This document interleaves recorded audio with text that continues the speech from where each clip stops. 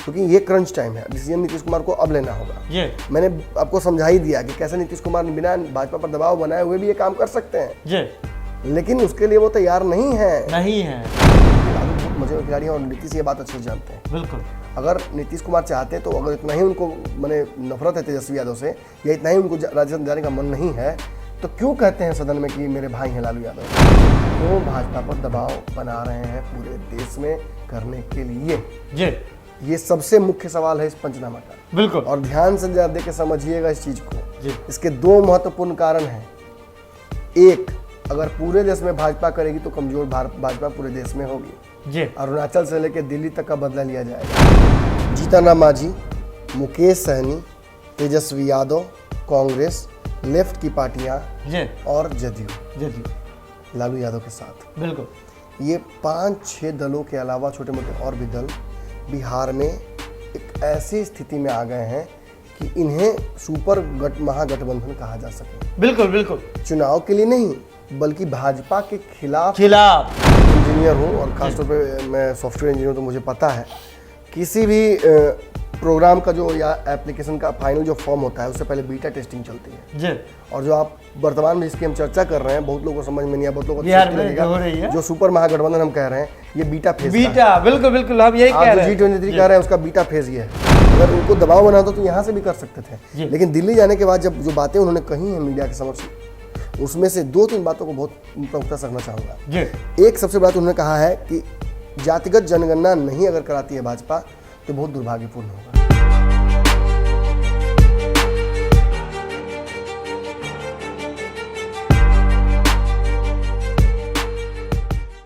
सबहु जग सयान के बेचे आपन जोग, कबीरा मूर्ख रह गया लगा प्रेम का रोग। नमस्कार, आप पंचनामा देख रहे हैं। आप अपना पसंदीदा शो पंचनामा देख रहे हैं, जहां खबरों की चीरफाड़ होती है। आज पंचनामा की शुरुआत एक दोहा से हुई है, जिसके लेखक कबीर नहीं बल्कि हमारे डॉक्टर साहब ही हैं, पंचनामा वाले डॉक्टर साहब। सीधे तौर पर लिखा हुआ है कि जब जवानी में होते हैं ना, तो सब अपना अपना जो है बेचने में लगा रहता है, अपना डफली से अपना दुनिया में जो तरह तरह के जोग है, स्वांग है सब बेचता है। हाँ। ये खा लीजिए ठीक हो जाएगा, वो खाइए सुधर जाइएगा, ये कीजिए बहुत अच्छा होगा। हाँ, एक बीमार 100 नुस्खे होते हैं। एक बार खांसिए ना, अब तो खैर खांसिएगा मत कोरोना में। हाँ। लेकिन एक बार खांसिए ना, कोई नींबू चाय बोलेगा, कोई अदरक बोलेगा, कोई कहेगा हनी खा लीजिए, कोई लेमन जूस देगा, लेकिन सब बेचने लगते हैं। आपके पास समस्या है तो दुनिया का हर चीज़ आपको समाधान नजर आता है। बिल्कुल। एक अंग्रेजी की कहावत भी है, if your problem is a nail everything seems as hammer. हाँ।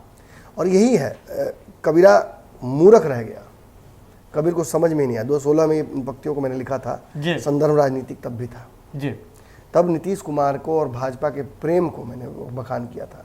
2015 में नीतीश कुमार का जो महागठबंधन में आना, उसके बाद नीतीश कुमार का धीरे धीरे भाजपा की तरफ जो लगाव बढ़ना, उससे थोड़े दिन पहले ही उन्होंने बयान दिया था कि मिट्टी में मिल जाऊंगा लेकिन भाजपा के साथ मिल जाऊंगा। तो ये गुस्सा एक दुश्मन का नहीं, एक प्रेमी का लग रहा था। जैसे कि अभी तेरी गलियों में रखेंगे ना कदम। हाँ। आज के बाद लेकिन परिस्थिति ऐसी ही है वर्तमान राजनीतिक परिस्थिति में भी, अभी बिहार में, लेकिन जो पक्ष वाले थे वो विपक्ष में है, विपक्ष वाले पक्ष में है। नीतीश का प्रेम का कोई सीमा नहीं है। इतना प्रेम है कि सब में लुटा सकते हैं। हाँ। क्या लालू, क्या भाजपा, क्या अन्य पार्टियां, क्या मांझी जी, क्या कुशवाहा, क्या ललन सिंह, क्या आरसीपी, क्या लवकुश, क्या बिहार के सारे भूमिहार, क्या बिहार के सारे लोग, उनका प्रेम कभी भी किसी पर आ सकता है। किसी। बिल्कुल। शराबियों पर आया, शराब बंद हो गई। लेकिन तब फिर बिहार में ऐसा क्यों हो रहा है कि भाजपा के खिलाफ जाकर के एक बड़ा सुपर गठबंधन जो है वो तैयार हो रहा है? देखिए, ये बात तो मैं शुरू में स्पष्ट कर दूं कि ये गठबंधन चुनाव लड़ने के लिए तैयार नहीं हुआ है, क्योंकि चुनाव पटल पर कहीं नहीं है। कल तक हम लगातार कह रहे थे कि चुनाव कभी भी हो सकता है, अब हम कह रहे हैं कि नहीं हो सकता है, क्योंकि मजबूरियां जो हो रही हैं। अब स्थिति ये है कि बिहार में एक बड़ा राजनीतिक बदलाव आएगा।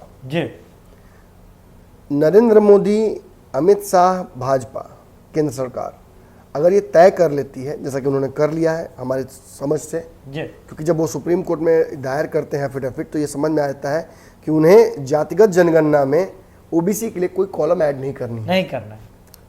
लेकिन नीतीश कुमार को अभी भी ऐसा लगता है कि वो ये एफिडेविट भले डाल रहे हो लेकिन फैसला दे देंगे, फैसला नीतीश जी के पक्ष में रहेगा। हाँ। देखिए, एक बात स्पष्ट है, दिन को रात और रात को दिन का दिन से बदल नहीं जाता है। आप इस पूरे कायनात में इतने निमित्त मात्र हैं कि इस डिसीजन पर आपका फैसला लागू नहीं होता है। हाँ। नल हो जाता है। हाँ। और नीतीश कुमार इस एनडीए में कितना बड़ा स्थान रखते हैं तो पिछले चुनाव में समझ में आ गया था ना जी। आज अगर वो मुख्यमंत्री हैं तो किसके अनुकंपा पर है ये तो पता ही होगा आपको। बिल्कुल। और इन सारी चीज़ों के बावजूद अगर नीतीश कुमार भाजपा से क्षमा सोबती उस भुजंगवाला स्थिति में अगर आना चाहते हैं कि भाजपा को डरा कर अपनी बात मनवा लें तो ये संभव नहीं है। संभव नहीं। और बिहार में इस वक्त नीतीश कुमार इस स्थिति में है नहीं कि वो दबाव बना सकें। इसीलिए सीधे बयान दिए बिना अपने प्रवक्ताओं को चुप करके वो दिल्ली भागे हैं। हाँ। दो पक्ष इस समय चुप हो गए हैं, एक राजद और दूसरा नीतीश कुमार। राजद इसलिए चुप हो गई है कि राजद नीतीश कुमार को कॉर्नर दे रही है, काउ कॉर्नर, जहां से भागेंगे नीतीश। लेकिन ये अच्छे से राजद भी जानती है कि नीतीश के वर्तमान परिस्थितियों में कहीं भी थिंक ऑफ थिंग्स में राजद से गठबंधन करना नहीं। ऐसे में सुपर महागठबंधन क्या हो गया, कहां से आ गया। देखिए, बिहार में सभी पार्टियां, आपने बेहतर से आप समझा पाएंगे कि कैसे मांझी जी, मुकेश सहनी, ये पूरा परिस्थिति आप समझा पाएंगे, कांग्रेस का किसमें स्टैंड है, फिर मैं बताता हूं आपको। जी देखिए, सीधे तौर पर अगर बिहार में जातिगत जनगणना के मसले पर जैसे ही केंद्र सरकार का फैसला आता है, इसके बाद बिहार में जो दल एक साथ नजर आ रहे थे वे अलग थलग पड़ते हुए दिख रहे हैं आपस में, यानी कि सरकार में साथ हैं लेकिन बातें बिगड़ने लगी है, लेकिन बातें हद से ज्यादा बिगड़ने लगी है। चलिए, ताजा जो राजनीतिक घटनाक्रम है उस पर हम एक बार नजर डालते हैं। जैसे ही जातिगत जनगणना के मसले पर केंद्र सरकार का फैसला आता है, आप रिपीट सामने आता है, इसके बाद बीजेपी के लोग इस बात को लेकर के ताली बजाने लगते हैं। जो बीजेपी कोटे से बिहार के उप मुख्यमंत्री हैं, सबसे पहले हम रेणु देवी जी की बात करेंगे। वे कहते हैं कि जो चर्चा कर रहे हैं जातिगत जनगणना के पक्ष में, कह रहे हैं जातिगत जनगणना होनी चाहिए, वे लोग जो हैं छोटे दल हैं और क्षेत्रीय दल हैं, वे चाहते हैं कि विभाजन करके राजनीति करते रहें। ये बात रेणु देवी जी कह देती है। और इसमें से वो दल भी हैं जो एनडीए में जिनके दम पर सरकार टिकी हुई है। आएंगे लेकिन संजय जायसवाल भाजपा कोटे में हाथ डाले हैं, तो संजय जायसवाल जो कि बीजेपी के प्रदेश अध्यक्ष हैं, उनकी बात करें तो उन्होंने सीधे कह दिया था कि कॉलम ऐड करना जो है संभव नहीं है। लेकिन अब देखिए, जैसे ही क्षेत्रीय दल कहा, छोटा दल कहा, इसके साथ ही जीतन राम मांझी जी सक्रिय हो गए। जीतन राम मांझी जी पहले भी सक्रिय हुए थे और कहे थे जीतन राम मांझी जी कि ये सबके लिए जरूरी है और ये सबके पक्ष में है कि जातिगत जनगणना हो। मतलब पहले तेवर के साथ नहीं आ रहे थे जीतन राम मांझी जी, लेकिन जैसे ही उप मुख्यमंत्री रेणु देवी जी ऐसा कहती हैं तो बीजेपी के, माफ कीजिएगा, जो हिंदुस्तानी अवाम मोर्चा पार्टी के जो जीतन राम मांझी जी के जो प्रवक्ता है दानिश रिजवान जी, वे खुल करके सामने आते हैं और चेतावनी वाले लहजे में कहते हैं कि मत भूलिए कि जिसके दम पर आपकी सरकार बनी है उसमें एक छोटी पार्टी भी है, जिसे आप छोटी पार्टी कर रहे हैं वही आपके सरकार का निर्धारण कर रही है। इसके साथ ही उन्होंने कहा कि किसी भी कीमत पर, उंगली दिखा करके उन्होंने कहा किसी भी कीमत पर हम जातिगत जनगणना को लागू करवा लेंगे, लागू करना होगा किसी भी कीमत पर। यह बात उन्होंने कही है, एक बड़ा दावा उन्होंने किया है। अब देखिए, मुकेश सहनी जी की बात कर लीजिए। मुकेश सहनी जी, जीतन राम मांझी जी ऐसे लोग हैं जो नीतीश कुमार के साथ जातिगत जनगणना के मसले पर गए थे, लेकिन आने के बाद पलटी नहीं मारे थे, क्योंकि बीजेपी गई थी और बीजेपी आकर पलटी मार ली थी। तो अब देखिए, जीतन राम मांझी जी तो अपनी बात कह दी है, चेतावनी भरे लहजे में कह रहे हैं, बीजेपी को सीधे आगे दिखा के कह रहे हैं। लेकिन मुकेश सहनी की बात करें तो मुकेश सहनी जी कह रहे हैं कि 5 करोड़ रुपए तक देने के लिए हम तैयार हैं, लेकिन जातिगत जनगणना कराइए, जातिगत जनगणना होनी चाहिए। अब देखिए जी, कहीं ना कहीं आपने स्पष्ट कर दिया जो बातें बिहार के संदर्भ में हैं इस मुद्दे पर।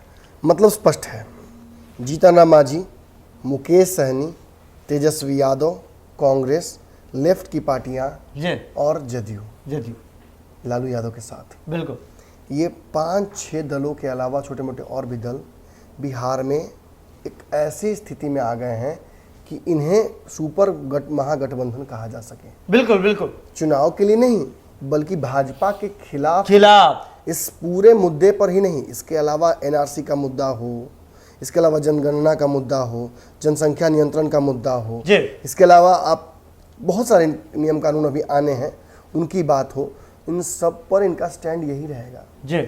और भाजपा इन सभी दलों के लिए यही व्यवहार रखेगी जी। कि आप छोटे हैं, आपका हैसियत नहीं है, आपकी राजनीतिक औकात नहीं है। जी। कल कहीं ना कहीं नीतीश कुमार को दिखा रही थी आईना, आज इन दलों को दिखाएगी और इस कारण से बिना चुनाव के ही, यानी बिना शादी के ही शहनाई बज रही है। ये जो गठबंधन बना है ये वर्चुअल गठबंधन है, बिल्कुल ये सब्जेक्टिव नहीं है, कोई मतलब कागज पेन लेकर के नहीं बना है जी, स्वतः बन गया है और इसके दबाव में नीतीश कुमार भागे हैं दिल्ली जी। और वो वही दबाव पूरी तरह से घुमाकर, मतलब डायरेक्ट तो नहीं चैनलाइज कर सकते हैं ना, अगर उनको दबाव बना तो यहाँ से भी कर सकते थे, लेकिन दिल्ली जाने के बाद जब जो बातें उन्होंने कही हैं मीडिया के समक्ष, उसमें से 2-3 बातों को बहुत प्रमुखता से रखना चाहूँगा।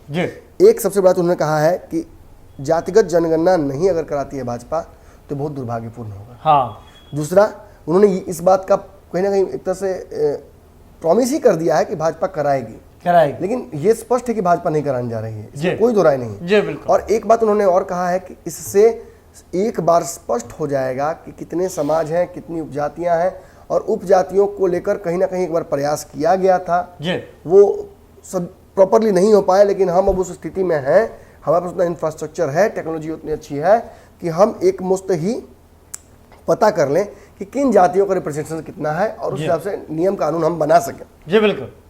अब मैं यहाँ एक बात बोलना चाहूँगा जी।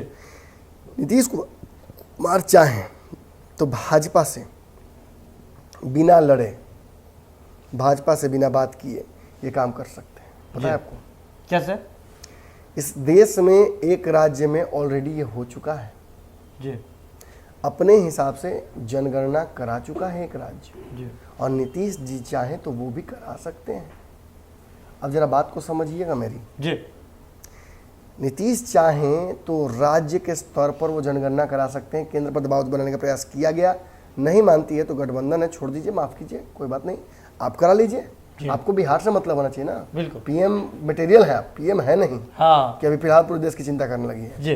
और उतना उदार राजनीति के आप पोषक भी नहीं है जी, बिल्कुल, कि आप यहाँ से दिल्ली या देहरादून तक राजनीति करने लगी है। फिलहाल बात बिहार की होनी चाहिए और बिहार में अगर इस कॉलम को ऐड करना है तो नीतीश कुमार अपने दम पर कर सकते हैं, सरकार अपने खर्च पर कर सकती है, सरकार इसका पूरा ब्यौरा, पूरा स्कीम खुद बना सकती है जी। तो फिर नीतीश जी क्यों भाजपा पर दबाव बना रहे हैं पूरे देश में करने के लिए? जी, ये सबसे मुख्य सवाल है इस पंचनामा का। बिल्कुल। और ध्यान से जरा देख के समझिएगा इस चीज को जी। इसके 2 महत्वपूर्ण कारण हैं। एक, अगर पूरे देश में भाजपा करेगी तो कमजोर भाजपा पूरे देश में होगी जी। अरुणाचल से लेकर दिल्ली तक का बदला लिया जाएगा। बिल्कुल, बिल्कुल। जदयू भूली नहीं है अरुणाचल प्रदेश में क्या हुआ। हाँ, 7 वाला याद है सबको। और अब आगे बता रहे हैं आपको दूसरा बड़ा बात कि नीतीश कुमार जी पीएम मटेरियल हैं। हाँ, 70% वाला बात बता रहे हैं। कोई धीरे धीरे खसकेगा, किसी को तबीयत खराब होगी, कोई बीमार होगा, कोई हारेगा, तभी ना वो कुर्सी खाली होगी जी। तो नीतीश जी बाकी सब जो प्रकृति से तो नीतीश कुमार जी नहीं लड़ सकते हैं ना जी, नेचुरली उनको बदबे किया कि निमित्त मात्र है, क्या कर सकते हैं बेचारे। लेकिन एक ऐसा प्रयोजन तो किया जा सकता है जिससे वोट बैंक में सेंधमारी हो जाए जी।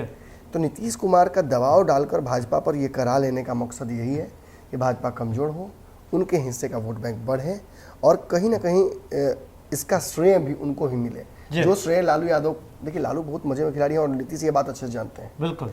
अगर नीतीश कुमार चाहते तो अगर इतना ही उनको मैंने नफरत है तेजस्वी यादव से या इतना ही उनको राज्यसभा जाने का मन नहीं है तो क्यों कहते हैं सदन में कि मेरे भाई हैं लालू यादव? जी। क्यों बोलते हैं ये बात? बोलने की कोई आवश्यकता नहीं है, भावनाएं मन में रखी जाती हैं। जी, बिल्कुल। लेकिन बार बार कह के वो एहसास कराते हैं लालू यादव को भी कि हम हैं आपके साथ ही हैं, कहीं कहीं हम आपके साथ हैं जी। आपको कुछ अपनी आदतें बदलनी होंगी, फिर हम साथ आ जाएंगे। लेकिन ये वर्तमान परिस्थिति में बिहार में होना नहीं है। नीतीश कुमार विशुद्ध रूप से अपनी राजनीतिक ताकत बढ़ाना चाहते हैं और इसके लिए वो दोनों की बलि चढ़ाने को तैयार है जी। एक तरफ तेजस्वी यादव की भी और दूसरी तरफ भाजपा की भी। लेकिन इस वजह से ना जो एक बन गया है, क्या बोलूं, पॉलिटिकल डोलड्रम बन गया है जी। इस वजह से आसपास की गर्म हवाएं उस तरफ भाग रही हैं, नमी वाली हवाएं, माफ कीजिएगा, उस तरफ भाग रही हैं इसलिए बिहार की राजनीतिक जो अस्थिरता का माहौल बना हुआ है, इसका फायदा नीतीश कुमार उठाना चाहते हैं, लेकिन संभव नहीं है। जब तक सारी पार्टियां नीतीश के साथ खड़ी नहीं होंगी, जैसा कि इस मुद्दे पर नजर आ रही हैं, 3 दिन का जो कॉर्नर दिया गया है नीतीश कुमार को, उसी बीच में हो रहा है। ये सब उसी बीच में हो रहा है। तो नीतीश कुमार जी का अगला एक्शन जो है वो पूरी तरह से इम्प्लीमेंट करेगा, ये बताएगा कि आने वाले समय में भाजपा के खिलाफ रणनीतियों का हिस्सा नीतीश कुमार कैसे बनना चाहते हैं, क्या रोल होगा इनका, क्या इसमें होंगे भी कि नहीं होंगे, क्योंकि ये क्रंच टाइम है। डिसीजन नीतीश कुमार को अब लेना होगा। मैंने आपको समझा ही दिया कि कैसे नीतीश कुमार बिना भाजपा पर दबाव बनाए हुए भी ये काम कर सकते हैं, लेकिन उसके लिए वो तैयार नहीं है। देखिए, नीतीश कुमार जी तीर चलाने के माहिर माने जाते हैं। चुनाव चिन्ह भी तीर है, तो एक तीर से 2 निशाना करना चाहते हैं। एक तो नीतीश कुमार जी पीएम पद के जो है लगभग कैंडिडेट हो चुके हैं, पीएम मटेरियल घोषित हो चुके हैं, तो उनका अपना वोट बैंक भी देखना है, क्रेडिट चाहिए नीतीश कुमार को, साथ ही साथ भाजपा को कमजोर भी करना है। क्योंकि बीते बिहार विधानसभा चुनाव 2020 की बात आपको याद होगी, रिजल्ट परिणाम याद होंगे। इसके बाद नीतीश कुमार जी का जो दर्द छलकाता कहते हैं कि कौन साथ था कौन साथ नहीं था पता ही नहीं चला। तो बिहार में, कम से कम बिहार में ये बात तो मान है। लेकिन एक और बात, G23 की जो बात हो रही थी भाजपा के खिलाफ तमाम दलों को एकजुट करने की, और इसमें जो बात हो रही थी कि नीतीश कुमार जी को मुख्य कुर्सी मिलेगी, तो देश में आने वाले समय में पता चलेगा। कोई भी, मैं इंजीनियर हूँ और खासतौर पे मैं सॉफ्टवेयर इंजीनियर, तो मुझे पता है किसी भी प्रोग्राम का जो या एप्लीकेशन का फाइनल जो फॉर्म होता है उससे पहले बीटा टेस्टिंग चलती है। और जो आप वर्तमान में जिसकी हम चर्चा कर रहे हैं, बहुत लोगों को समझ में नहीं आया, बहुत लोगों को हो रही है, जो सुपर महागठबंधन हम कह रहे हैं, ये बीटा फेज बिल्कुल हम यही कह रहे हैं। G23 कह रहे हैं उसका बीटा फेज ये है। जी बिल्कुल, G23 में हो या ना हो आने वाले समय में पता चलेगा। लेकिन हाँ, बिहार में दिख रही है, सेम हालात दिख रही है, टेस्टिंग चल रही है। अब देखिए, टेस्टिंग जब हुआ है तो रिपोर्ट कार्ड भी आएगा। अब क्या कुछ आता है रिपोर्ट में, आने वाले समय में पता चलेगा। लेकिन आप इंतजार कीजिए, कैसा लगता है आपको हमारा खास शो पंचनामा, बिल्कुल आप हमें बता सकते हैं। और ऐसे ही हमारा सपोर्ट करते रहिए। आप वीडियो को देख रहे हैं, अच्छा लग रहा है, शेयर कर रहे हैं, ये भी अच्छा लग रहा है। अगर शेयर नहीं कर रहे हैं तो आज से शेयर करना भी शुरू कर दीजिए। पंचनामा सब्सक्राइब कीजिए मालिक, पंचनामा सब्सक्राइब कीजिए, जुड़े रहिए, आशीर्वाद बनाए रखिए और शेयर करते रहिए। बहुत बहुत धन्यवाद।